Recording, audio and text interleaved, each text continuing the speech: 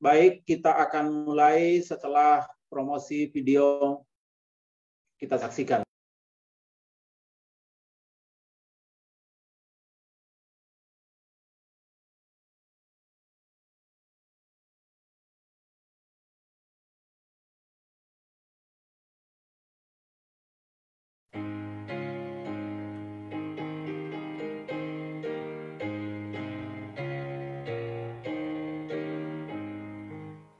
Kristus datang, hai manusia, keluh kesah hentikan, masyurkan kemuliaannya, berharap dan beriman.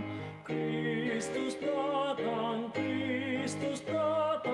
datanglah Raja Damai, datanglah Raja Damai.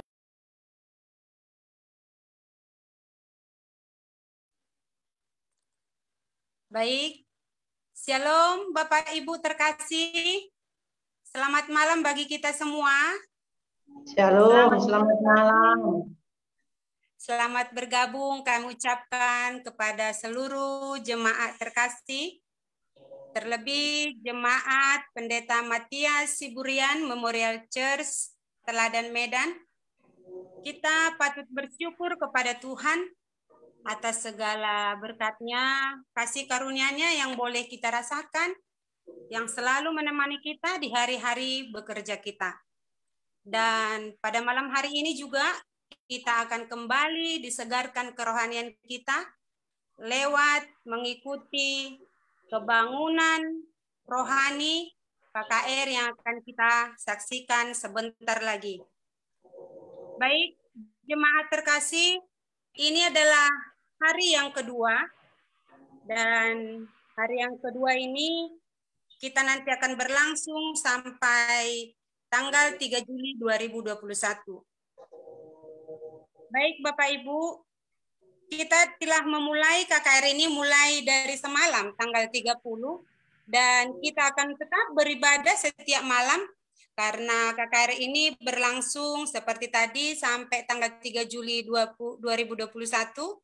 Jadi Bapak Ibu Saudara-saudari terkasih, jangan sampai melewatkan kesempatan ini karena iman kerohanian kita akan disegarkan lewat firman Tuhan, lagu-lagu pujian, dan seminar kesehatan yang akan kita dengarkan. Baik, kami juga menyapa tamu-tamu kami yang hadir pada malam hari ini dari jemaat lain, Medan Selatan juga, dan baik itu yang menyaksikan kita melalui Facebook ataupun YouTube, kami ucapkan selamat datang. Bapak Ibu terkasih, kembali kami memberitahukan kita nanti akan ada kuis. Untuk itu mari kita persiapkan Alkitab kita dan alat tulis kita masing-masing, dan akan diundi besok, dan pada malam hari ini juga kita akan mengundi kuis yang pertama yang diambil dari seminar rumah tangga dan firman Tuhan sudah kita dengarkan bersama tadi malam. Baik Bapak Ibu, sebelum kita memulai ibadah ini, ada baiknya kami akan membacakan partisipan yang mengambil bagian pada malam hari ini. Lagu pujian nanti yang akan dilayani oleh keluarga Bapak Loran Napitupulu. Doa buka akan dibawakan oleh Ibu Yeni Takaendengan. Dan seminar kesehatan yang akan disampaikan oleh saudara kita Dr. Stanley Bahri dengan judul COVID-19. Dan kita juga nanti ada kuis kasut yang disampaikan oleh Saudari Trianti Silaban. Dan yang kita tunggu-tunggu, firman Tuhan akan disampaikan oleh Bapak Evangelis Loran Napitupulu dengan judul Penolong di Saat Krisis. Namun sebelumnya nanti kita akan mendengarkan lagu tema kita, I want to be ready when Jesus comes. Baik Bapak Ibu yang terkasih, Untuk memulai ibadah kita ini, sebelumnya mari kita bawakan dalam doa supaya acara kita ini boleh berjalan dengan baik dan mendatangkan banyak jiwa-jiwa untuk diselamatkan. Untuk itu, mari kita terlebih dahulu berdoa dalam hati. Nyanyilah lagu yang hiburkan di jalan, tak lama lagi masuk surga. Malam pun lalu dalam terang kemuliaan, tak lama lagi masuk surga. Tak lama lagi, tak lama lagi.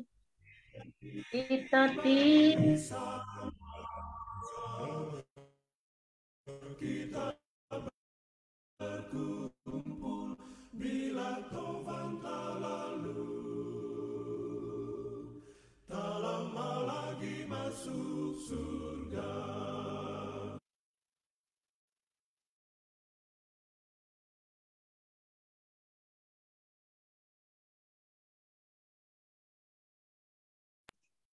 Suaranya dibuka, MC kita.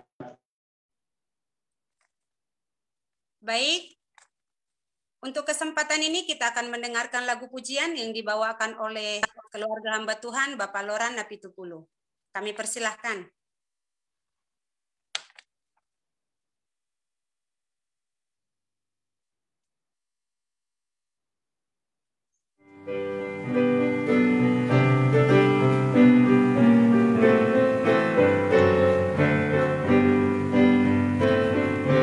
Are you weary? Are you heavy-hearted? Tell it to Jesus. Tell it to Jesus. Are you grieving over joys departed? Tell it to Jesus alone. Tell it to Jesus. Tell it to Jesus. He's a friend that's well known. You know others, such a friend or brother. Tell it to Jesus alone. Mololo jaon ang bumonosa. Laho to Jesus, laho to Jesus. Molo marsa putus pangaropa. Pamo ama to Jesus. Laho to Jesus, laho to Jesus. Pamo ahong sa sulit. Ay ibanado ale-ale, naunggoto sa sulit. Apakah berat beban hatimu? Beritahu ke Yesus, beritahu ke Yesus. Apakah berduka karena bisa? Beritahu ke Yesus sekarang. Beritahu ke Yesus, beritahu ke Yesus. Ya sahabat yang kekal, tak seperti sahabat di dunia. Beritahu ke Yesus sekarang. Tell it to Jesus, tell it to Jesus. He is a friend that's well known. You know others as a friend or brother. Tell it to Jesus alone. Terima kasih kepada Bapak Loran Napitupulu dan keluarga yang sudah membawakan lagu pujian yang sangat indah, di mana lagunya mengingatkan kita untuk bersandar hanya kepada Tuhan, menyampaikan segala pergumulan kita kepada Tuhan, karena hanya Tuhanlah yang lebih tahu. Baik, kita akan berdoa, doa buka yang akan disampaikan oleh Ibu Yeni Siahaan Takaendengan.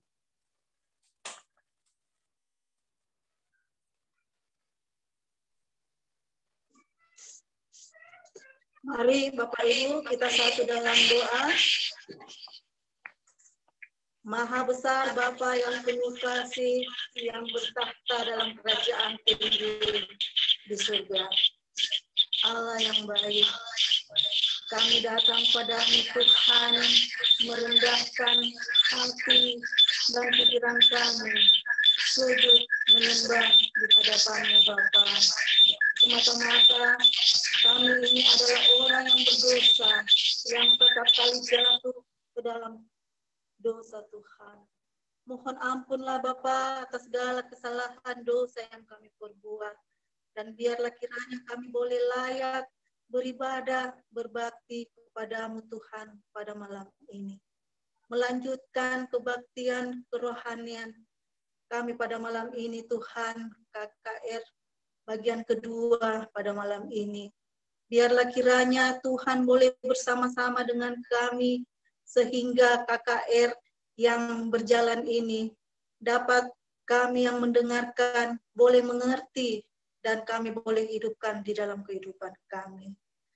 Memberkati jaringan Tuhan supaya apa yang telah digunakan oleh hamba-hamba Tuhan pada malam ini boleh terpakai dengan baik, jaringan maupun alat-alat yang digunakan, sehingga dapat menyiarkan berita firman kebenaran-Mu Tuhan ke seluruh dunia. Dengan demikian, Engkau tidak lama lagi akan datang. Oh Bapa dalam surga, kami mendoakan Dr. Stanley Bahri yang sebentar akan membawakan seminar kesehatan. Urapi Tuhan supaya dia dapat berkata-kata seturut dengan kehendak-Mu. Begitu pula pembicara pada malam ini, Bapak Loren Napitupulu Tuhan. Biarlah kiranya Tuhan juga menjamah lidah dan akal pikirannya Tuhan, sehingga dia dapat berkata-kata sesuai dengan apa yang difirmankan. Sehingga kami semua yang mendengarkan, baik melalui virtual Zoom ini, melalui Facebook maupun YouTube, agar kiranya kami dapat mengerti Tuhan, sehingga dengan demikian kami boleh berubah, kami lebih dekat lagi kepadamu, dan apabila Tuhan datang, kami boleh diselamatkan bersama-sama. Berkati serangkaian acara pada malam ini Tuhan, begitu pula pembawa acara, dan kami sudah mendengarkan juga lagu pujian yang begitu indah. Biarlah kiranya mengangkat nama-Mu lebih tinggi lagi Tuhan, dan kami lebih dekat kepadamu. Terima kasih banyaklah Tuhan sudah dengar doa kami ini, karena bukan kehendak kami yang jadi, tetapi kehendak-Mu saja Bapa, di dalam nama Yesus yang menjadi Tuhan dan Juru Selamat kami. Amin. Amin. Pada kesempatan yang indah ini, kita akan mendengarkan seminar kesehatan yang dibawakan oleh hamba Tuhan, Saudara Stanley Bahri, dengan judul COVID-19. Untuk kesempatan ini kami persilahkan. Baik, selamat malam untuk kita semua. Apakah suaranya terdengar jelas? Jelas, Jelas ya. Selamat malam. Baik, terima kasih atas kesempatan yang diberikan kepada saya. Malam ini kita akan bicara mengenai coronavirus disease ya, COVID-19, yang mungkin saat ini kembali naik ya kasusnya. Kasusnya saat ini cukup tinggi, ya, kasusnya cukup tinggi, sedang dalam puncak, dan kadang-kadang ini ada kaitannya dengan varian yang baru ya. Kalau varian yang baru kita tahu itu varian dari India, yaitu varian yang berhubungan dengan Delta. Bahkan Delta ini sudah ada yang dikategorikan sebagai Delta Plus.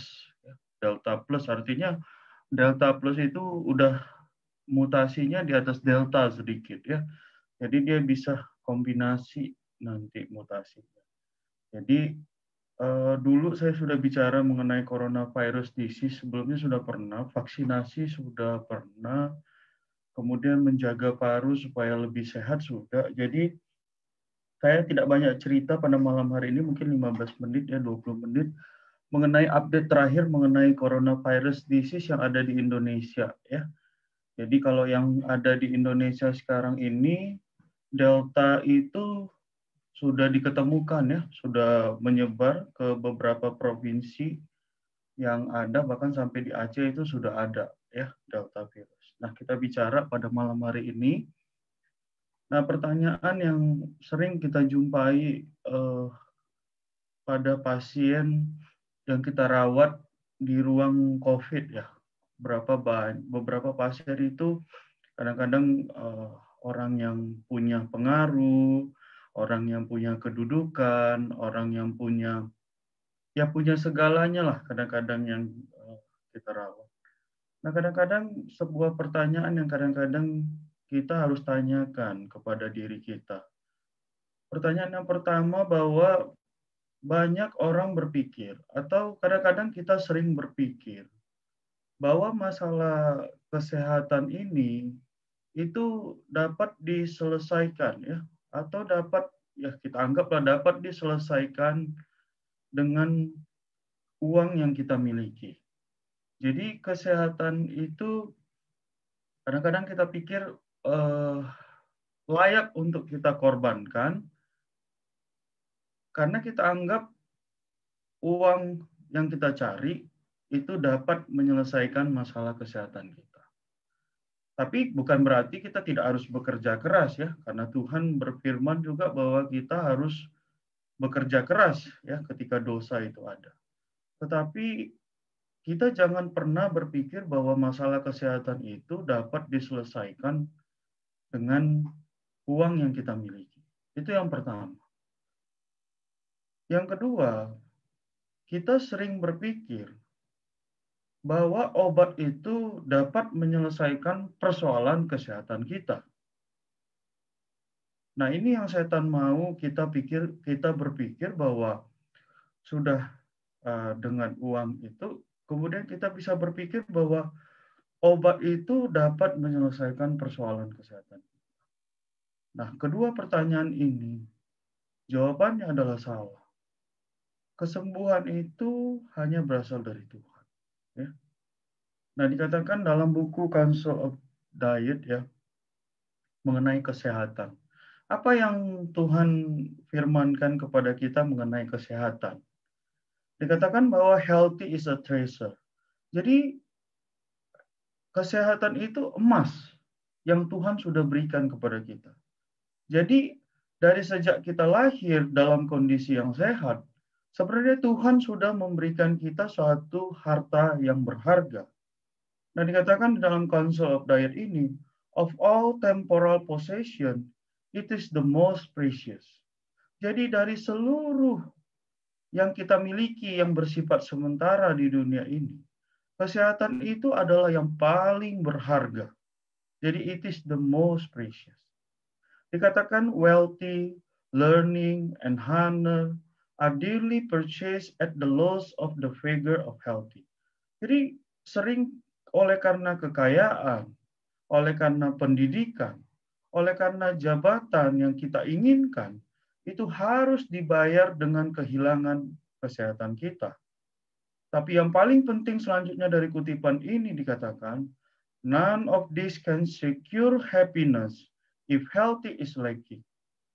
Jadi tidak akan pernah kita bisa menjumpai kebahagiaan, none of this. Jadi tidak pernah kita akan bisa menjumpai kebahagiaan misalnya dari kekayaan, dari edukasi, dari kehormatan jabatan kita, yang bisa menjamin kebahagiaan kita kalau kesehatan kita itu kurang.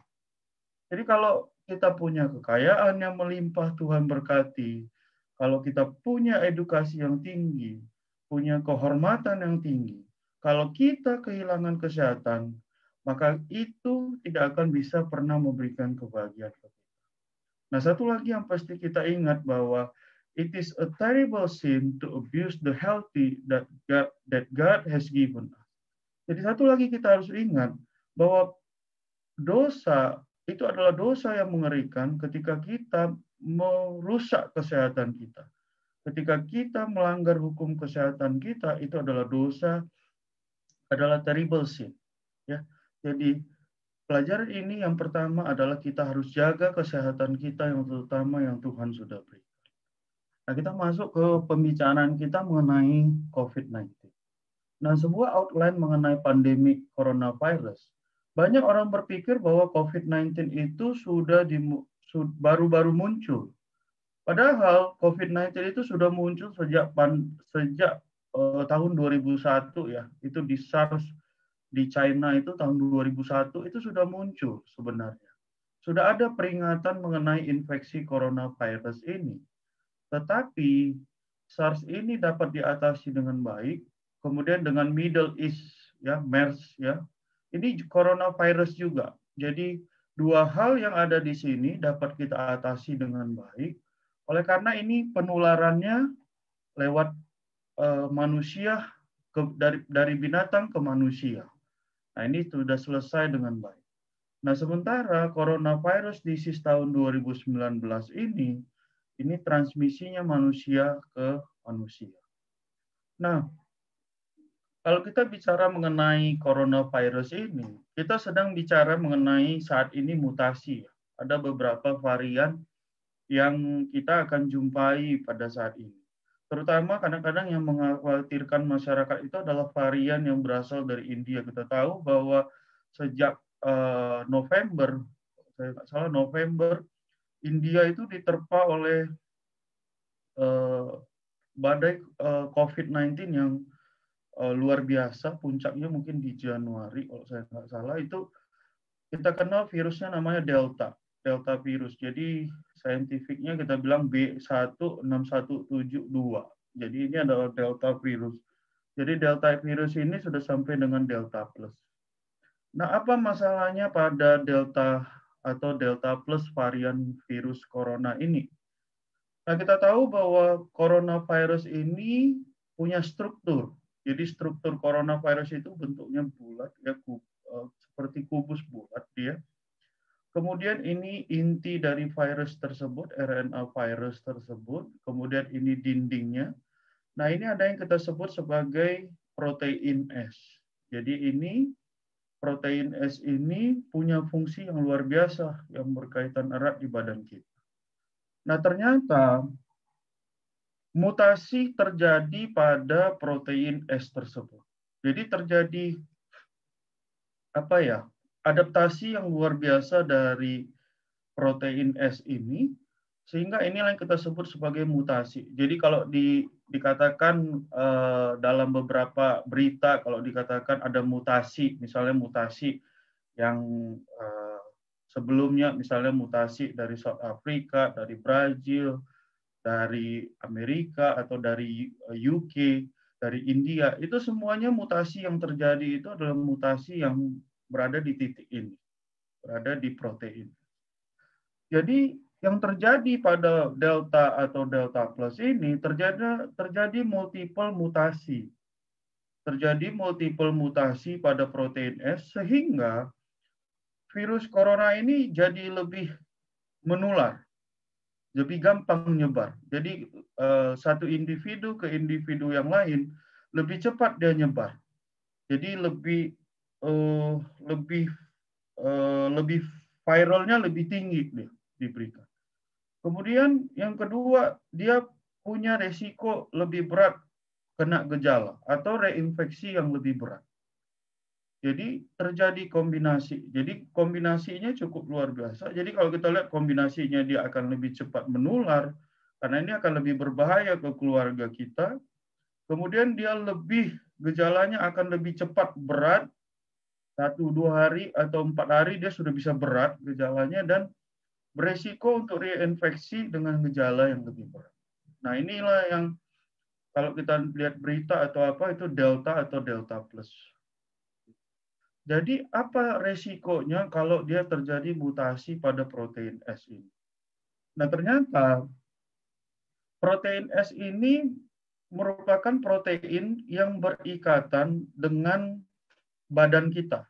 Ya, badan kita punya reseptor namanya ACE2. Jadi ini sel kita, sel manusia. Untuk virus COVID ini berikatan dengan sel manusia, protein S yang tadi ini, dia harus ikatkan dengan sel kita. Nah, celakanya pada mutasi yang terjadi pada delta atau delta plus tersebut, ini lebih erat ikatannya, lebih gampang dia berikatan di sini. Jadi yang tadinya ini agak lebih sulit, ini jadi lebih gampang berikatan. Dan ini kalau berikatan lebih gampang, lebih banyak yang berikatan, maka gejalanya akan lebih berat. Karena virus yang masuk ke badan kita nanti akan lebih banyak, yang bereplikasi di badan kita akan lebih banyak. Jadi mutasi yang terjadi pada protein S tersebut, ini sangat berbahaya karena ini adalah jalur masuk virus COVID itu berikatan dengan badan kita. Nah, ini yang menyebabkan bisa terjadi lebih menular, lebih gampang dia masuk ke badan kita, lebih banyak yang bereplikasi virusnya di badan kita, lebih berat gejala yang kita alami. Nah, ternyata reseptor yang kita sebut di badan kita S2 ini, di badan kita, itu tersebar luas di tubuh kita. Makanya COVID-19 ini presentasi klinisnya kita sebut the thousand face disease. Jadi dia bisa datang dengan wajah. Seperti apa dia bisa suka hati seperti gambar ini kita lihat. Jadi dia bisa datang dalam kondisi yang sesak, bisa dalam kondisi penurunan kesadaran, bisa dalam kondisi demam, bisa dalam serangan jantung, bisa dalam kondisi berbagai macam kondisi. Jadi kita sebut sebagai the thousand face disease. Jadi ini yang sering masyarakat anggap, loh kok di rumah sakit sikit-sikit di COVID kan, di COVID kan. Padahal dia datang misalnya serangan jantung, padahal dia datang dengan kejang atau penurunan kesadaran, kok semua dibilang COVID. Padahal COVID ini, clinical presentation of COVID itu disebut sebagai the thousand face disease. Jadi mukanya bisa beda-beda datang ke kita. Karena reseptor yang ini nggak hanya berada di paru kita, tapi berada di seluruh bagian tubuh kita. Nah, tetapi kenapa dominannya dia datang dengan batuk, dengan sesak, dengan demam? Oleh karena 83% sel yang paling banyak mengekspresikan S2 ini adalah sel paru kita. Jadi, kenapa dominasinya yang terjadi di paru? Oleh karena yang paling banyak mengekspresikan S2 ini adalah sel di paru kita. Itu yang paling banyak. Nah, penularannya ya kita sudah tahu droplet ya. Jadi ini penularannya, makanya kita pakai masker. Oleh karena kalau orang yang batuk, dropletnya nggak keluar atau kita nggak terkena. Itu alasannya kenapa kita harus pakai masker. Supaya orang pada saat kita batuk, dropletnya nggak keluar. Atau pada saat droplet yang keluar, kita tidak menghirupnya. Nah, itulah alasannya kenapa kita harus pakai masker. Nah, satu lagi alasannya kenapa kita harus rajin cuci tangan. Tangan kita adalah, tangan ini adalah organ yang paling dekat kontak dengan orang. Salaman dan lain sebagainya, kalau ketemu, tangan ini yang duluan kontak. Makanya tangan inilah yang dianjurkan untuk cuci tangan selalu. Tetapi ya jaga jarak, kontak. Itulah salah dua penularan COVID-19 yang paling dianggap saat ini untuk penularan. Nah, kita bicara mengenai perjalanannya.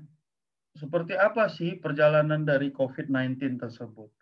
Nah, perjalanannya dimulai dari proses inkubasi. Inkubasi itu berjalan dari sekitar 5 hari. Kalau yang India, dia tidak butuh 5 hari untuk inkubasi. Dia butuh hanya 0 sampai 1 hari. Kadang-kadang sudah bisa terjadi proses inkubasi di badan. Kemudian fase awal itu, kita bilang fase awal itu, gejala awal itu kita bilang 0 sampai 8 hari. Jadi 1 minggu. Itu fase awal 1 minggu. Kemudian nanti setelah itu masuk fase kedua 18 sampai 12 hari atau 14 hari. Dan terakhir 21 hari. Nah, 21 hari inilah yang menentukan nanti pulang atau berakhir. Jadi fase awal, biasanya gejalanya gejala awal, fase paru, recovery atau berakhir. Itulah fase yang kita alami. Nah ini dia. Jadi fase 1 itu fase awal infeksi, terjadi replikasi, ini kita bisa deteksi dengan pemeriksaan PCR. Fase kedua itu kita masuk ke fase yang menginfeksi paru kita. Nah perbedaannya nanti, antara fase 1 dan fase 2 pada delta virus itu tidak membutuhkan waktu sepanjang ini. Pada delta virus itu dia paling hanya butuh waktu 0 sampai 4 hari, 3 sampai 4 hari dia sudah bisa sampai fase ini. Kadang-kadang dia sudah bisa sampai fase yang ketiga, fase yang paling berat. Bisa terjadi kegagalan napas, bisa terjadi inilah yang diintubasi atau dipasang mesin napas dan lain sebagainya. Nah, ini gambaran COVID di paru kita. Jadi gambaran di COVID di paru kita itu dia cenderung di samping, kemudian di bawah, dan cenderung kanan dan kiri. Jadi kalau kita CT scan, seperti inilah gambaran kerusakan di paru kita. Nah ini CT scan-nya ini kerusakan yang luas, ini kerusakan yang awal. Ini masih tahap awal di pinggir, tapi ini kalau ini sudah luas, ini sudah hampir mau kena satu paru.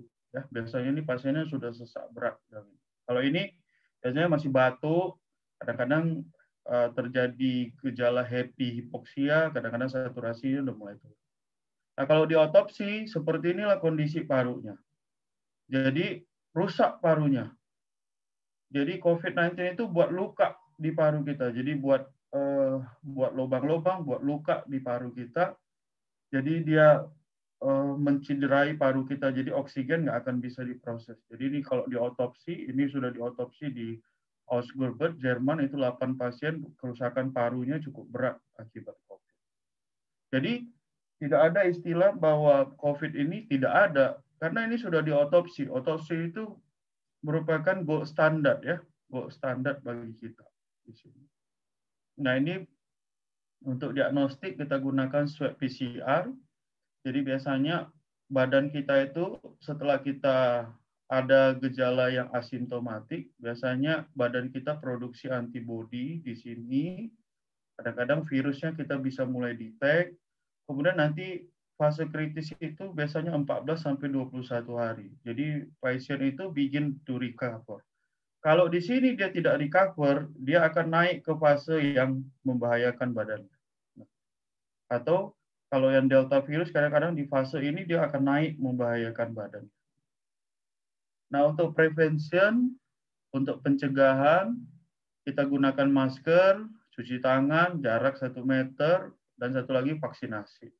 Kemarin kita sudah cerita mengenai vaksinasi, jadi vaksinasi itu boleh kita lakukan. Tetapi kadang-kadang muncul pertanyaan, apakah varian-varian yang baru ini akan berdampak efektif nggak terhadap vaksinasi yang kita berikan? Nah ini masih on proses, tapi ada beberapa penelitian yang menyatakan tetap memiliki efektivitas dalam mencegah kita menderita gejala yang berat. Jadi vaksinasi boleh kita lakukan. Nah untuk kesimpulannya, karena ini waktu ya, kesimpulannya saya nggak panjang aja. Yang pertama itu tetap kita harus new start ya. Jadi new start itu nutrition, exercise, water, sunshine, temperance, air, rest, dan trust in God. Itu tetap yang utama. Jadi kita punya banyak buku untuk jaga kesehatan kita. Jadi pure air, sunlight, abstemiousness, rest, exercise, proper diet, the use of water, trust in divine power. These are the true remedy. Jadi ini adalah pengobatan yang sesungguhnya. Kalau kita dokter hanya bantu, tapi pengobatan yang sesungguhnya, pencegahan yang sesungguhnya adalah new start. Dikatakan bahwa every person should have a knowledge of natural remedy agency and how to apply them. Jadi setiap orang harus baca buku yang Tuhan berikan. Karena ini buku petunjuknya, buku petunjuk yang Tuhan berikan kepada kita. Sehingga kita dapat terhindar dari segala mara bahaya yang Tuhan berikan. Nah ini God's promise. Tuhan berjanji kepada kita. Ini God's promise. Kita harus percaya Tuhan akan berjanji. Kalau kita membaca, menjaga kesehatan kita, mengikuti apa yang Tuhan perintahkan, God's promise akan muncul ke kita. Dalam Keluaran 15 ayat 26, Dikatakan firman-Nya, jika kamu sungguh-sungguh mendengarkan suara Tuhan Allahmu dan melakukan apa yang benar di matanya, dan memasang telingamu kepada perintah-perintahnya, dan tetap mengikuti segala ketetapannya, maka aku tidak akan menimpakan kepadamu penyakit manapun. Ini janji Tuhan. Aku tidak akan menimpakan kepadamu penyakit manapun yang telah kutimpakan kepada orang Mesir. Seringkali kita hidup seperti orang Mesir, sehingga penyakit akan datang kepada kita. Tapi Tuhan berjanji ketika aku tidak akan menimpakan kepadamu penyakit manapun yang telah kutimpakan kepada orang Mesir. Sebab aku Tuhan Allahmu yang menyembuhkan engkau. Jadi Tuhan yang memberikan kesembuhan kita. Kita harus ingat God's promise. Tuhan berjanji sama seperti kita melihat pelangi. Bahwa Tuhan berjanji tidak akan ada air bah lagi di dunia ini. Jadi setiap kita mengingat pelangi, kita harus ingat bahwa God's promise itu adalah yang paling penting di dalam kehidupan kita. Dikatakan bahwa ketika kita menderita penyakit, dalam kesimpulan yang terakhir dikatakan bahwa carilah penyembuhan itu dari Tuhan.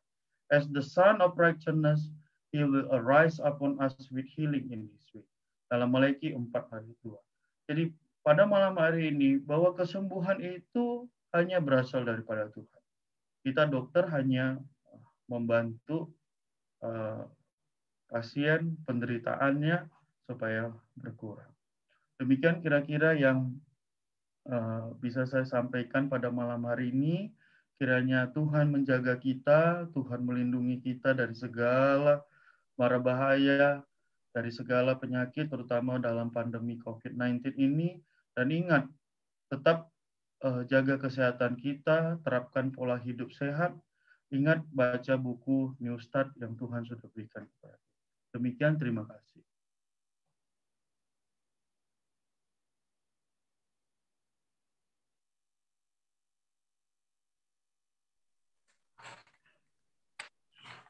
Baik, terima kasih kami ucapkan kepada Dr. Stanley yang sudah memberikan pencerahan kepada kita di malam hari ini tentang COVID-19.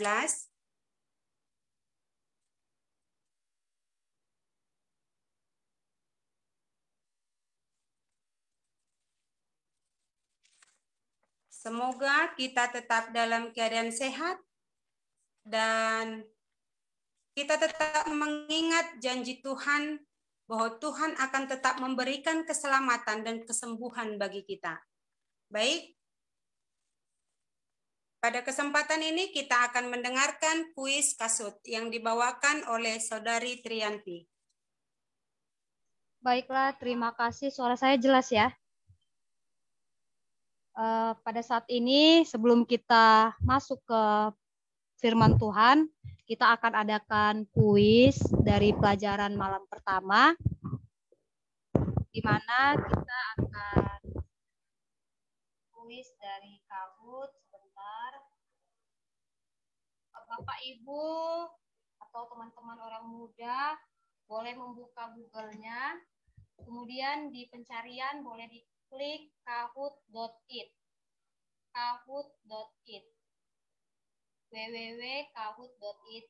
Setelah sudah dapat, masukkan PIN-nya 9821230. Di sini kita ada berapa orang? 59 dikurangi saya berarti 58. Kita berharap ada setengah yang boleh bergabung pada kuis ini, dan untuk 3 orang pemenang akan mendapatkan voucher pulsa. Jadi di sini masih ada 3 yang bergabung. Masih menunggu. Kita bisa buka dari Google www.kahoot.it, kemudian masukkan PIN-nya 9821230, kemudian isi namanya, nickname, supaya kita bisa mulai.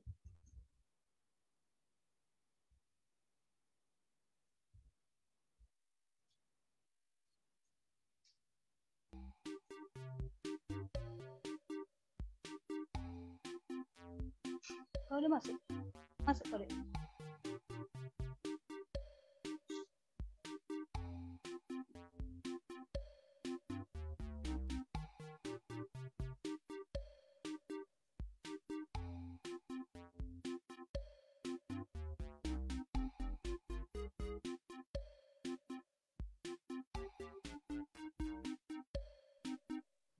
Ayo mana teman-teman yang lain? Di sini masih ada 9 orang. Waktu kita singkat.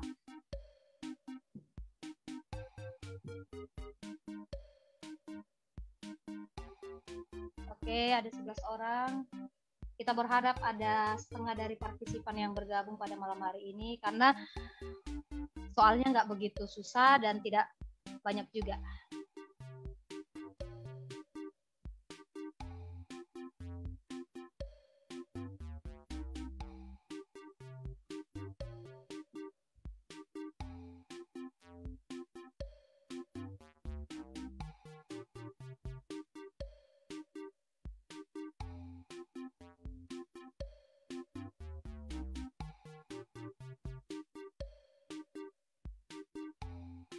Masih ada waktu 3 menit lagi sebelum saya memulai games ini. Kita boleh buka dari Google di pencarian www.kahoot.it, kemudian masukkan PIN 982 1230, kemudian masukkan nickname-nya, namanya. Untuk 3 orang pemenang kita akan kasih hadiah voucher pulsa. Jadi pastikan Bapak Ibu, teman-teman semalam benar-benar mendengarkan firman Tuhan yang disampaikan oleh pembicara kita di malam pertama.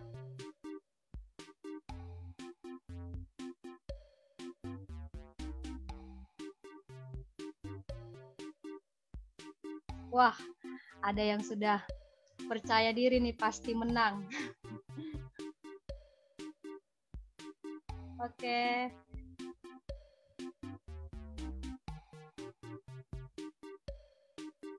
Saya tunggu 2 orang pemain lagi yang boleh bergabung, 20 boleh kita nanti bisa mulai.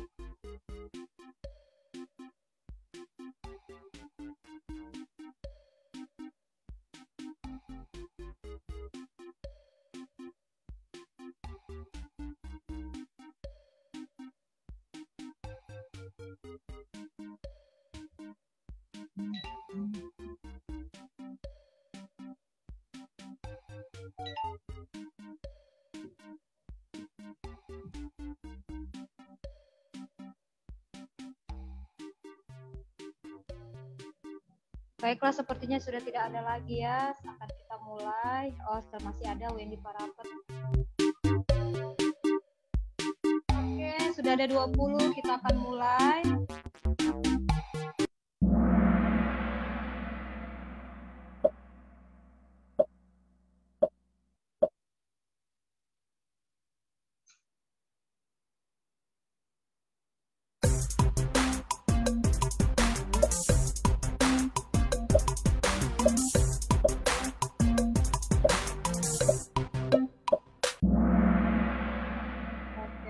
Ternyata masih ada yang salah ya. Kita ke selanjutnya. Gloria yang pertama mendapatkan poin tertinggi.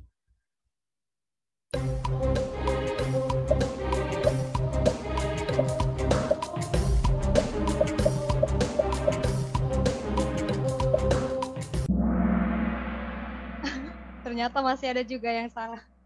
Buku sekolah. Baiklah.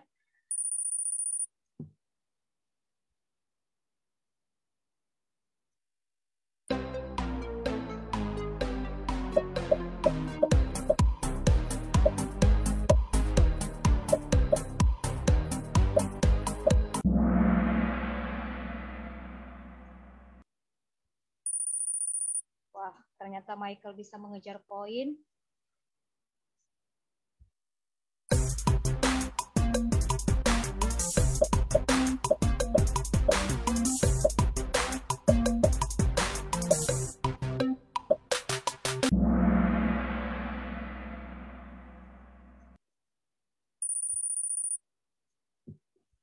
Baik, ini soal terakhir.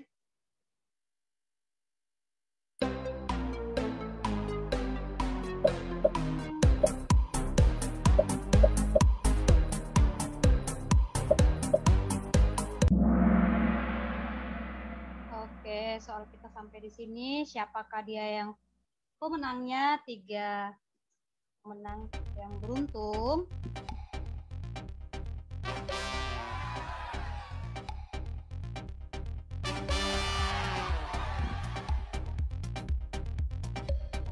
Siapakah dia?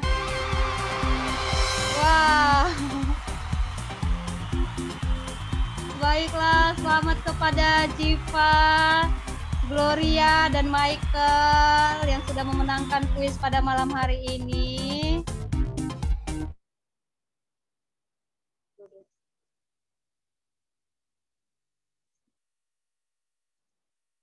Baiklah, sampai di situ dan pemenangnya ada Jiva, Gloria, dan Michael. Nanti boleh menghubungi panitia untuk mengirimkan nomor handphonenya.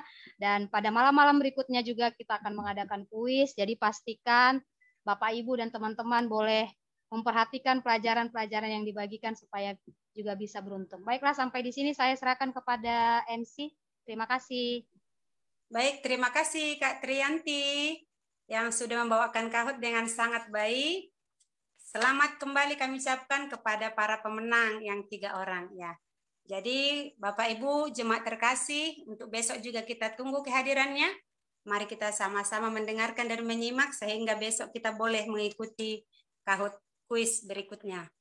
Baik, inilah yang kita tunggu-tunggu. Kita akan mendengarkan firman Tuhan yang disampaikan oleh Bapak Evangelis Loran Napitupulu dengan judul Penolong di Saat Krisis. Namun sebelumnya Bapak Ibu terkasih, mari kita mendengarkan lagu tema kita, I want to be ready when Jesus comes.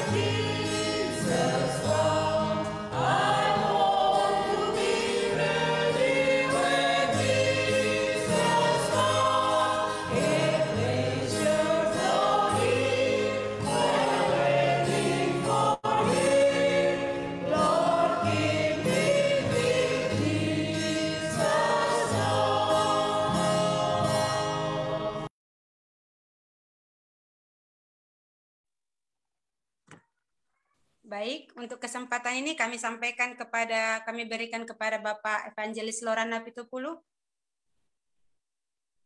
Baiklah, selamat malam untuk kita semua. Shalom Malam. dan salam sehat. Terpujilah nama Tuhan, oleh karena kasih dan berkat-Nya lah mempertemukan kita kembali pada malam yang kedua dari kebaktian kebangunan rohani Gereja Masih Penari ke-7 Pendeta Matias Suburian Memorial Church, Teladan Medan. Kami berterima kasih juga kepada tamu-tamu yang boleh hadir bersama-sama. Saya lihat ada juga hamba Tuhan Pendeta Asnawi Tagalu dari Jakarta, sahabat dalam pelayanan sepanjang 1 tahun ini dalam Zoom kita. Tadi saya sudah hubungi supaya berkenan beliau nanti menyampaikan doa tutup pengganti saya pada malam hari ini. Terima kasih juga kepada seluruh yang ambil bagian, Inang Bau saya, Ibu Deminar yang telah memimpin acara dengan baik, sahabat kami, adik kami Stanley, Dr. Stanley, spesialis paru yang sudah memberikan pelajaran yang begitu baik, dan kepada Kakak Yeni yang telah menyampaikan doa duka tadi, dan juga kepada keluarga Loran Napitupulu atas lagu pujian, dan kepada kita semua. Terpujilah nama Tuhan, karena kembali kita boleh berkumpul bersama menyelenggarakan KKR pada malam kedua. Kemarin malam kita sudah mendengarkan firman Tuhan dari hamba Tuhan, Saudara Tupal Situmorang, ya, dengan judul Pengharapan di Masa Krisis. Beliau ini adalah pendeta hari depan, atau disingkat dengan PhD, masih mahasiswa kependetaan. Pada malam ini yang menyampaikan firman Tuhan adalah CCP, cita-cita pendeta. Ya, karena memang setelah tamat SMA saya rindu sekali menjadi pendeta, tapi waktu itu orang tua kurang mendukung. Ya, sehingga saya berpikir walaupun saya tidak pendeta, saya harus menghidupkan jiwa semangat kependetaan dan bertekad ketika ada anak kami nanti harus jadi pendeta, pengganti daripada bapaknya yang belum sempat menjadi pendeta.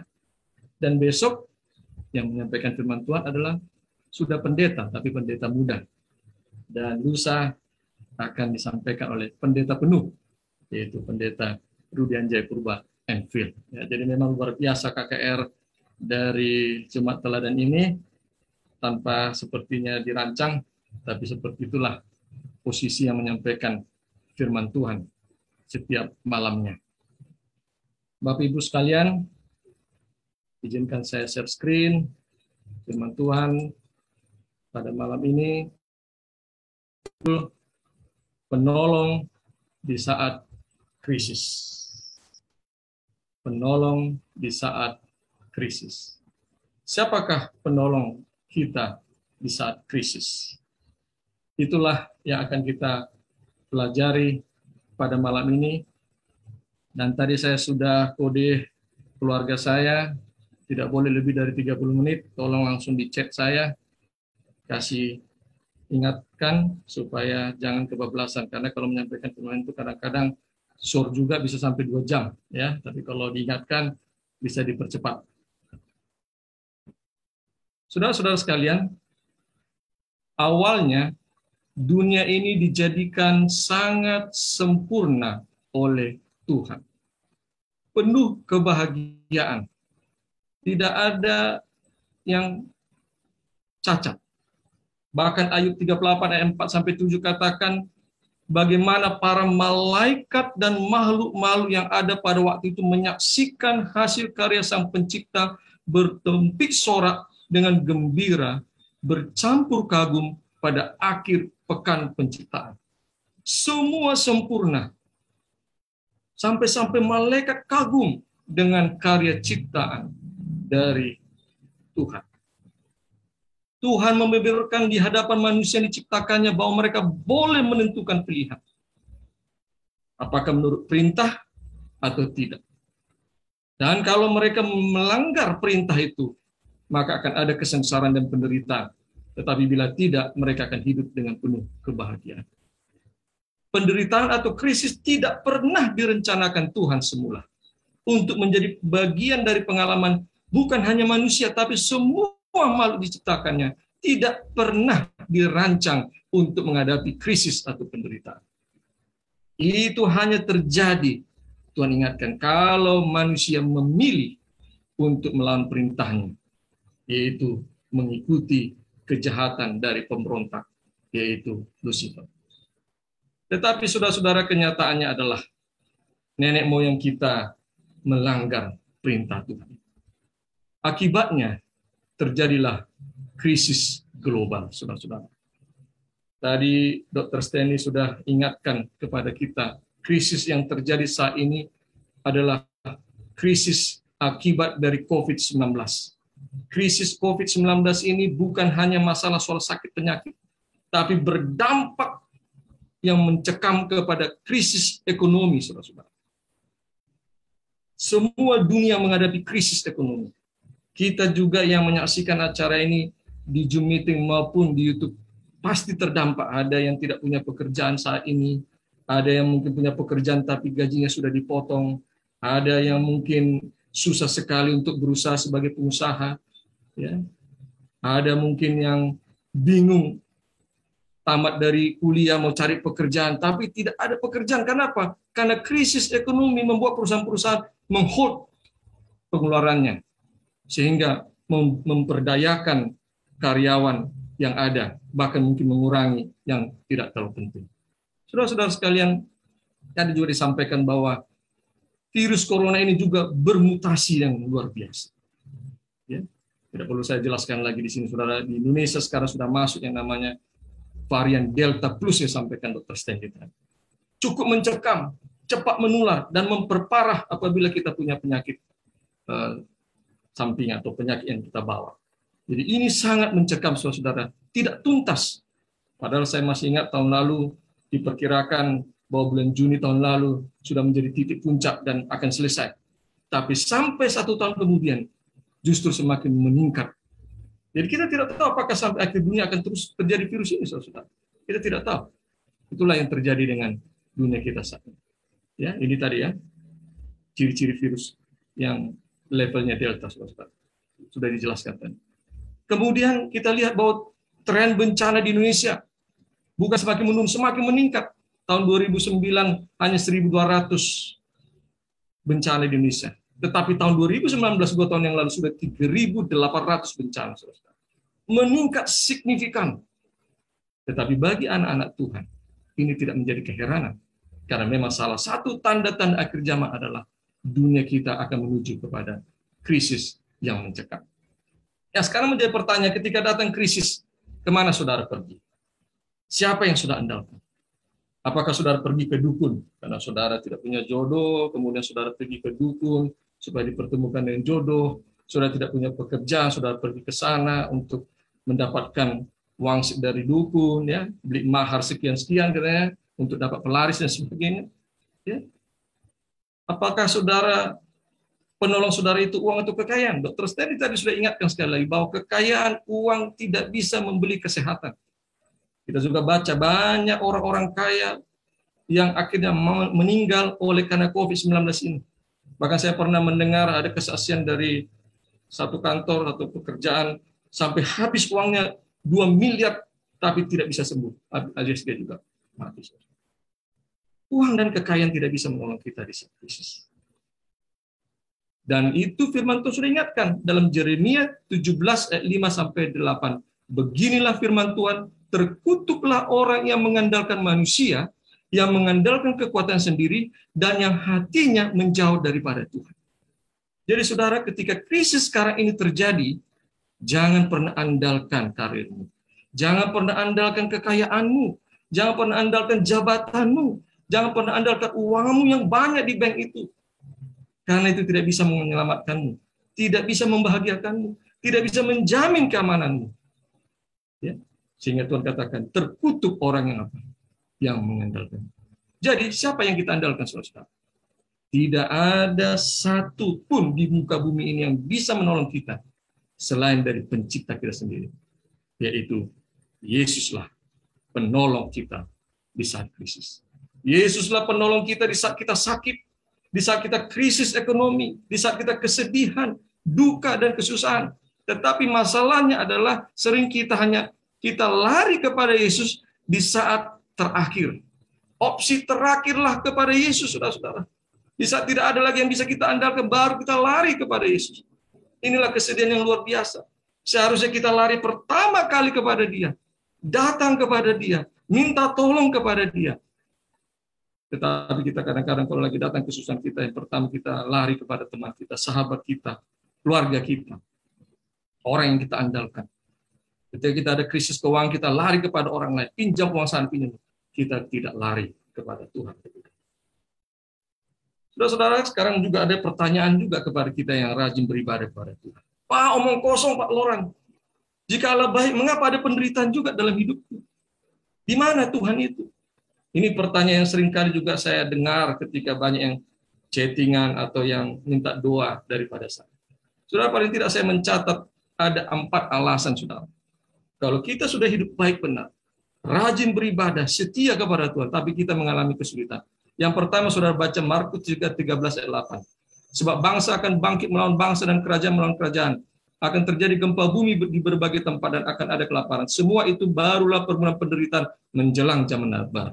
Saudara, penderitaan yang banyak adalah tanda bahwa kita sedang dipersiapkan kepada zaman baru. Yang kedua, 2 Korintus 1:4 adalah yang menghibur kami dalam segala penderitaan kami, sehingga kami sanggup menghibur mereka yang berada dalam bermacam-macam penderitaan dengan penghiburan yang kami terima sendiri dari Allah. Dahulu saya berpikir, kenapa Tuhan begitu banyak kesulitan, penderitaan dalam kehidupan kami? Ya, kenapa Tuhan kau tempatkan saya di sana? Ya, saya diteror, saya dilecehkan orang, saya ya, kenapa saya di perusahaan ini? Ya, saya dijatuhkan, direndahkan. Saudara, ayat ini jelaskan, saudara-saudara. Kalau kita tidak mengalami penderitaan, bagaimana kita sanggup menghibur orang lain? Sehingga saya sekarang lebih mudah menghibur orang lain karena saya sudah mengalami penderitaan yang dulu dialaminya. Tekanan batin, dibenci orang, dendam orang, diblokir orang, dan sebagainya. Sudah saya alami. Sehingga ketika ada orang bercerita kepada saya, maka sangat mudah saya untuk menjelaskannya, menguatkannya, menghiburnya, karena saya sudah duluan mengalami. Jadi saudara berterima kasih kepada Tuhan. Kalau saudara hidup baik dan benar, tapi saudara menghadapi penderitaan, itu tandanya Tuhan sedang siapkan engkau untuk menolong orang lain ketika orang lain nanti minta tolong dalam memberikan solusi kepadanya. 2 Korintus 4:17 katakan, sebab penderitaan ringan yang sekarang ini mengerjakan bagi kami kemuliaan kekal yang melebihi segala-galanya, jauh lebih besar dari penderitaan kami. Jadi saudara, kalau kita mengalami penderitaan, itu adalah membawa kita kepada kemuliaan kekal. Kemudian Filipi 3:10 yang paling penting adalah, yang ku kehendaki ialah mengenal Dia dan kuasa kebangkitannya dan persekutuan dalam penderitaannya, di mana aku menjadi serupa dengan Dia di dalam kematian. Saudara, ketika kita hidup dan benar, kita menghadapi penderitaan, berarti kita masuk dalam penderitaan Yesus Kristus.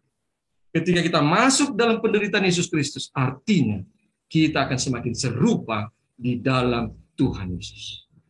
Jadi kalau saya dan saudara yang menyaksikan acara ini sedang menghadapi penderitaan, padahal engkau hidup baik dan benar, rajin beribadah kepada Tuhan, itu tandanya engkau masuk dalam penderitaan Yesus. Artinya engkau akan semakin serupa dengan penderitaan. Jadi haleluya, kalau saudara menghadapi terus-menerus penderitaan pada hidupmu baik dan benar, itu tandanya Tuhan sedang membentukmu menjadi semakin serupa dengan Dia. Itu makanya dalam Matius 11 ayat 28-30 ayat biasa kita baca, marilah kepadaku semua yang letih lesu dan berbeban berat, aku akan memberi kelegaan kepadamu. Pikulah yang kupasang dan belajarlah padaku, karena aku lemah lembut dan rendah hati, dan jiwamu akan mendapat ketenangan, sebab yang kupasang itu enak dan bebanku pun ringan. Saudara, ayat ini jelas sekali mengatakan kepada kita, tidak ada jaminan dari Tuhan kalau kita hidup dan baik benar, kalau kita datang kepada Tuhan tidak punya beban lagi. Tetapi janji Tuhan adalah beban yang kita pundak itu akan terasa ringan, dan jiwa kita akan mendapat ketenangan. Makanya saya heran ketika Mazmur Daud menulis bahwa gadamu dan tongkatmu itulah menghibur aku. Saudara, kau tahu kan, gada dan tongkat itu kan alat pukul, saudara. Tapi Raja Daud beranggapan dan berpikir gada dan tongkat itu yang memukul si Daud itu, justru itulah yang menyelamatkan. Beban yang dikasih Tuhan itu, justru itulah yang menuntunnya kepada kehidupan yang benar. Pernah nggak kita, saudara, berpikir seperti itu? Ketika datang penderitaan, datang kesusahan, kita mengubah imajinasi kita atau cara berpikir kita bahwa masalah yang datang ini adalah bagian dari Tuhan menyelamatkan saya. Bahwa masalah yang datang ini adalah bagian dari Tuhan menuntun saya, domba ini, supaya jangan sesat dan supaya tetap di jalan Tuhan. Ada sebuah kisah, saudara-saudara, mungkin saudara pernah membaca kisah ini tahun 2016. Terjadi sebuah kecelakaan yang luar biasa di negara bagian Cina. Sebuah truk gandeng yang membawa puluhan mobil SUV menghadapi kecelakaan yang luar biasa di jalan yang dibawanya penuh dengan lembah. Tetapi kisah ini dituliskan bahwa supir dan kernet yang ada dua tidak mengalami kematian, tidak membunuh mereka. Kenapa, saudara-saudara? Saudara lihat fotonya ini. Karena truk ini tidak terjun ke jurang itu. Ketika diselidiki kenapa truk ini tidak terjun ke dalam jurang itu, karena truk ini membawa beban yang berat, saudara-saudara. Seandainya truk ini kosong dari mobil SUV yang dibawanya, maka dipastikan truk ini akan terjun dan seluruh supir dan kernet akan mati. Tetapi karena dia membawa beban yang berat, dia tertahan dengan beban itu. Seringkali kita berpikir beban yang kita hadapi sekarang ini, yang diizinkan Tuhan terjadi, adalah masalah dalam hidup kita. Tapi pernah nggak kita mengaplikasikan masalah itu dengan gambar ini, saudara? Mungkin saja kalau saya tidak dikasih beban oleh Tuhan, saya jadi lupa diri. Saya mungkin tidak punya semangat seperti ini melayani. Kalau saya mungkin langsung kaya, punya pekerjaan luar biasa, mungkin saya tidak semangat seperti ini dalam melayani Tuhan. Di saat krisis ekonomi, krisis COVID-19 ini, justru di saat inilah kami sekeluarga lebih banyak melayani Tuhan.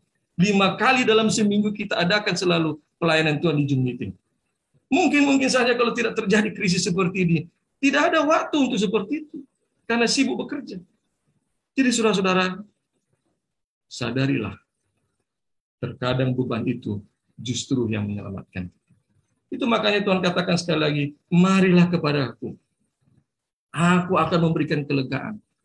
Kalau yang kupasang itu, kata Tuhan kalau kita pakai bahasa sehari-hari ini, kalau yang kupasang itu kau mau belajar daripadaku, kau mau datang dengan rendah hati kepadaku, maka itu akan jiwamu akan tenang, dan percayalah, itu ringan. Jadi kalau Tuhan kasih beban sama kita, itu beda dengan setan kasih beban. Kenapa? Karena ketika Tuhan kasih beban, itu sesuatu yang menyelamatkan. Yang mengajarkan kita untuk rendah hati, yang mengajarkan kita untuk lemah lembut, yang mengajarkan kita untuk datang kepada Tuhan. Ya. Kan umumnya manusia kalau sudah ada masalah baru datang kepada Tuhan. Jadi kalau kita punya masalah, punya beban, kita datang kepada Sang Penolong itu, maka jaminan Tuhan adalah itu akan terasa ringan. Dan jiwa kita akan tenang. Yesaya 49:15 katakan, dapatkah seorang perempuan melupakan bayinya sehingga ia tidak menyayangi anak dari kandungannya? Sekalipun dia melupakannya, aku tidak akan melupakan engkau. Jadi jangan heran saudara-saudara, sekarang banyak ibu-ibu yang membunuh anaknya, yang menelantarkan anaknya, yang ketika lahir anaknya dia berikan atau dia campakkan, dia bunuh. Karena Tuhan sudah lihat bahwa suatu saat nanti ada juga ibu-ibu yang walaupun sudah melahirkan anak akan melupakan bayinya. Tapi janji Tuhan adalah aku tidak akan pernah melupakan engkau. Yesaya 49:16 kata, lihat aku telah melukiskan engkau di telapak tanganku. Artinya saudara, Yesus sudah mati bagi saya dan saudara. Tidak lain adalah karena dia mengasihi saya dan saudara. Kalau dia sudah melukiskan kita di telapak tangan kita, di telapak tangan, persoalan apa lagi bagi kita? Dia akan sanggup mengeluarkan kita dari semua permasalahan. Mazmur 103 katakan, ketahuilah bahwa Tuhanlah Allah, dialah yang menjadikan kita, dan kita punya dia. Yesaya 53 katakan, dia dihina, dihindari orang seorang yang penuh kesengsaraan, dan yang biasa menderita kesakitan. Dia tertikam oleh karena pemberontakan kita, dia diremukkan oleh karena kejahatan kita, dan oleh bilu-bilurnya kita menjadi sembuh. Sekali lagi ini saudara, hanya oleh bilu-bilurnya, hanya oleh datang kepada Tuhan kita dapat sembuh. Yohanes 6:37 katakan, dan barang siapa yang datang kepadaku, ini janji Tuhan. Kalau kita datang ke pengusaha bisa jadi ditolak. Kalau saudara datang kepada yang saudara kenal bisa jadi, oh saya nggak bisa menolong. Tapi firman Tuhan katakan, barang siapa yang datang kepadaku, ya tidak akan kubuang. Jadi berarti masalahnya adalah mungkin kita yang tidak datang kepada Tuhan, sehingga masalah kita tidak dapat diselesaikan. Mungkin kita tidak minta tolong kepada Tuhan, sehingga masalah kita tidak pernah tuntas. Ibrani 13:8 katakan, Yesus Kristus tetap sama, baik hari kemarin maupun hari ini sampai selama-lamanya. Apa yang dikatakan dalam Alkitab adalah dia juga yang hari ini dan hari esok. Tuhan masih memegang kendali dunia ini, saudara. Walaupun kelihatannya setan seperti memegang kendali dengan COVID-19 ini. Tapi percayalah, saudara, Tuhan masih pemegang kendali dunia ini. Dia masih gagah perkasa. Dia masih penuh dengan mujizat. Dia adalah Yesus Kristus, Sang Pencipta, Sang Penebus, dan Sang Penolong kita. Yesaya 41:10 katakan, janganlah takut, sebab aku menyertai engkau. Janganlah bimbang, sebab aku ini Allahmu. Aku akan meneguhkan, bahkan akan menolong engkau. Aku akan memegang engkau dengan tangan kananku yang membawa kemenangan. Jadi jangan pernah kita menyerah, saudara-saudara. Apalagi kita tetap dalam Tuhan. Apabila kita percaya bahwa kita selalu berpegang teguh kepada Tuhan, rajin beribadah, melayani Tuhan dengan sungguh-sungguh. Kalaupun datang kesulitan-kesulitan, jangan pernah menyerah. Karena orang benar yang menyerah adalah pengecut, saudara-saudara. Mari kita buktikan bahwa kita mengikuti teladan Yesus. Walaupun Yesus adalah orang benar, dia menghadapi penderitaan, kesulitan, dan kesusahan. Dia tidak pernah menyerah, saudara. Dia tidak pernah melepas tangan, angkat tangan. Tapi dia menjalani salib itu karena dia mempunyai keyakinan, karena dia mengasihi dan menyayangi kita. Ayat yang terakhir adalah Efesus 3:20. Bagi dialah yang dapat melakukan jauh lebih banyak daripada yang kita doakan atau pikirkan. Seperti yang ternyata dari kuasa yang bekerja di dalam kita. Jadi saudara jangan pernah ragu bahwa doamu tidak didengar Tuhan. Jangan pernah berpikir dua kali bahwa puasamu tidak didengar Tuhan. Firman Tuhan katakan Tuhan jauh dapat melakukan dari apa yang kita doakan dan pikirkan. Tetapi waktu Tuhan dan kesempatan dari Tuhan mungkin berbeda. Kita ingin cepat sekali dijawab Tuhan. Kita ingin besok dijawab Tuhan. Kita ingin dijawab Tuhan seperti ini. Kita ingin dikasih Tuhan jodoh tipe seperti ini. Kita ingin mendapatkan pekerjaan seperti ini. Tapi Tuhan melihat bahwa itu bukan yang cocok bagimu. Sehingga ketika Tuhan memberikan sesuatu, kita berpikir, wah ini bukan jawaban Tuhan. Kemudian kita kecewa sama Tuhan. Padahal, apa yang Tuhan siapkan bagi kita, tidaklah mungkin hal yang tidak baik untuk kita. Dia tahu tentang kita. Dia tahu sebelum kita dilahirkan juga di Alkitab katakan dialah yang merajuk kita di dalam rahim ibu kita. Dia kenal loran Nabi Tubulu itu apa kelemahan kekuatannya.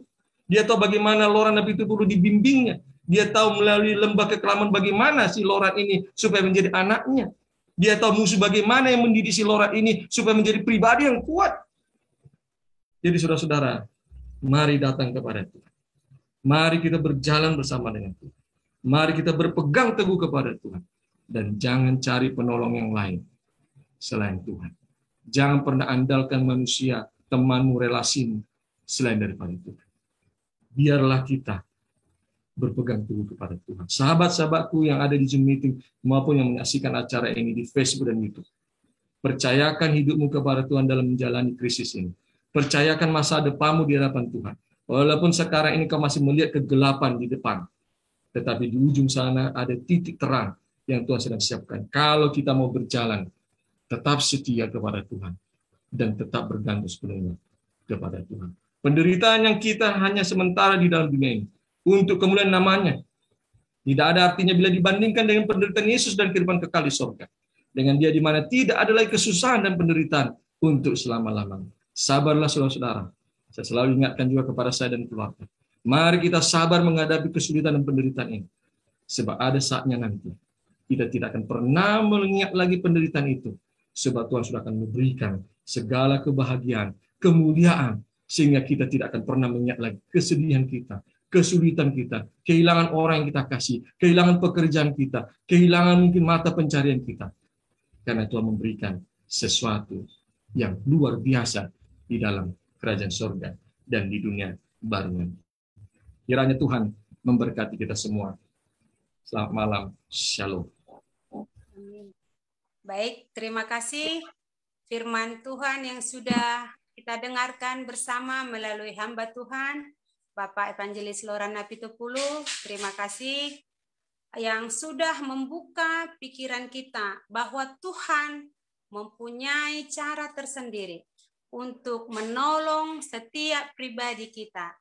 Apapun pergumulan kita, apapun keadaan kita, Tuhan berjanji akan tetap menolong kita, saudara-saudari terkasih. Baik, kita akan dipimpin doa tutup oleh Bapak Pendeta Asnawi S. Hutagalung. Namun sebelumnya kita meminta kepada Bapak Pendeta Asnawi supaya membaca chat yang sudah masuk, karena ada saudara-saudara kita yang mohon untuk didoakan kesehatannya pada malam hari ini. Terima kasih kepada Bapak Asnawi, Pendeta Asnawi S. Hutagalung, kami persilahkan.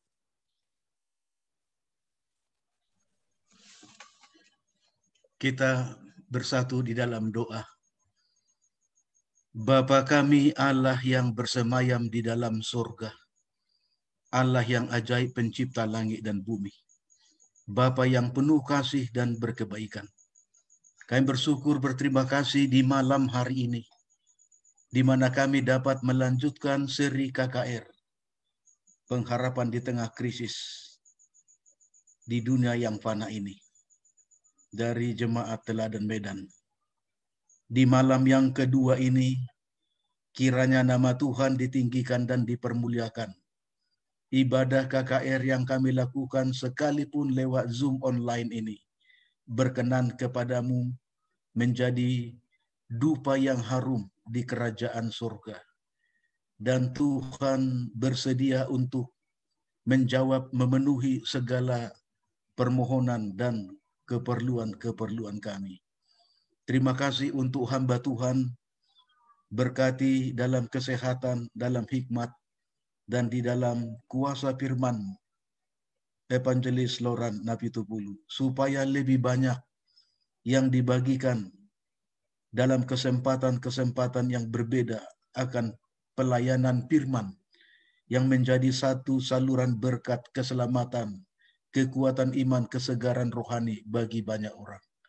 Iya Bapa di sorga, kami bersyukur, berterima kasih di waktu yang baik yang Tuhan percayakan malam ini.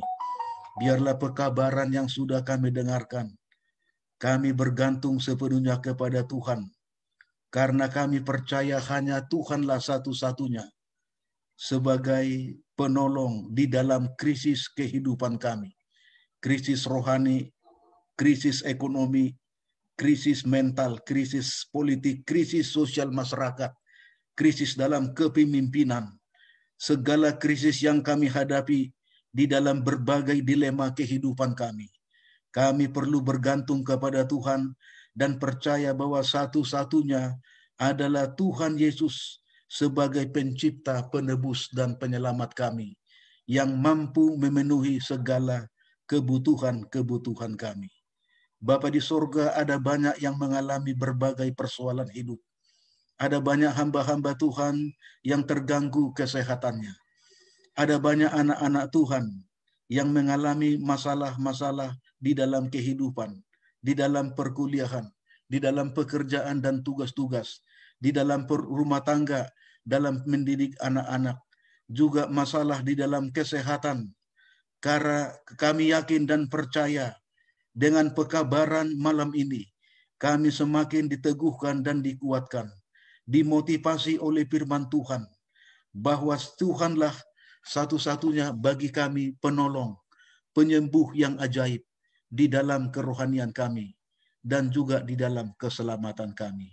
Terima kasih Bapa untuk jawaban Tuhan atas doa kami. Bagi mereka yang sakit, kesembuhan satu-satunya adalah Engkau. Semua yang di dunia ini, medis dan obat-obat, dokter, hanyalah sarana yang Tuhan berkati.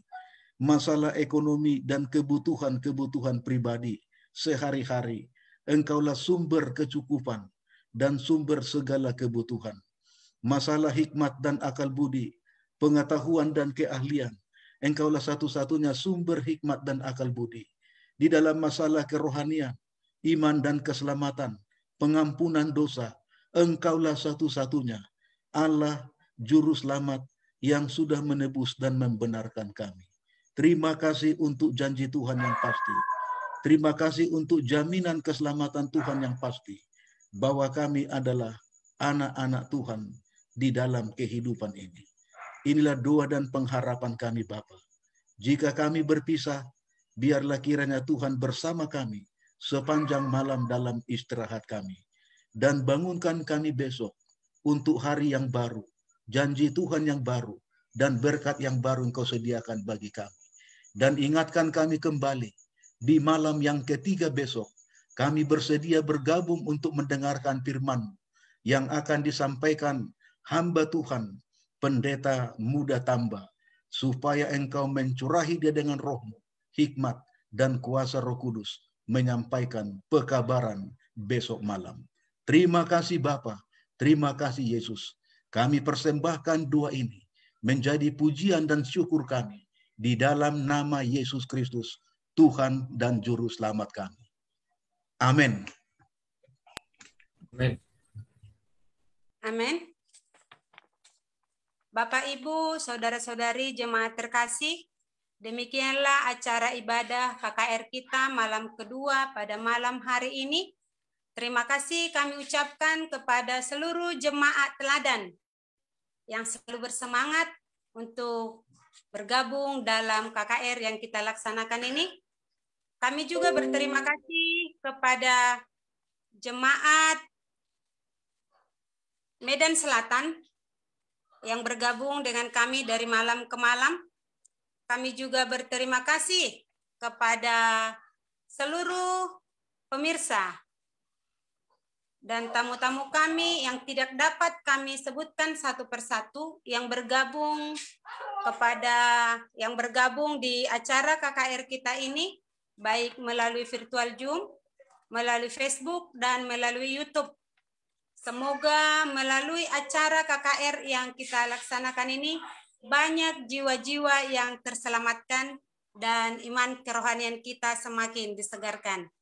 Kami juga berterima kasih secara khusus kepada Bapak Pendeta Aswan S. Hutagalung yang sudah bersedia menyampaikan doa tutup, yang sudah mengisi acara kita ini dengan baik. Kami ucapkan terima kasih Pak.